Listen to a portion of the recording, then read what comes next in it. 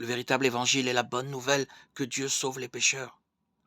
L'homme, de par sa nature, est pécheur et séparé de Dieu, sans espoir de remède à sa situation. Mais Dieu a pourvu au moyen de sa rédemption par la mort, l'enterrement et la résurrection du Sauveur, Jésus-Christ. Le terme évangile signifie littéralement bonne nouvelle. Mais pour la comprendre pleinement, il faut commencer par la mauvaise nouvelle, à cause de la chute de l'homme dans le jardin d'Éden. Genèse 3:6. Tout ce qui le compose, son esprit, sa volonté, ses émotions et sa chair ont été corrompus par le péché, si bien que, du fait de sa nature pécheresse, il ne cherche pas Dieu et il ne le peut même pas.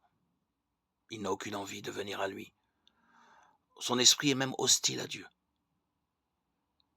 Romains 8:7.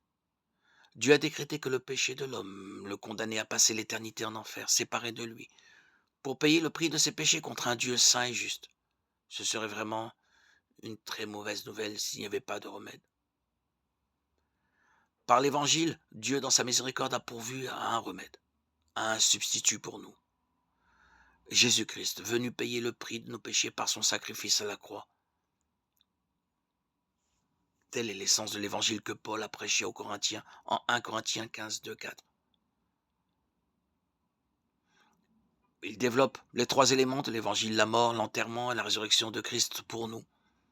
Notre vieille nature est morte avec Christ sur la croix et a été enterrée avec lui. Puis nous sommes ressuscités avec lui pour une nouvelle vie. Romains 6, 4, 8.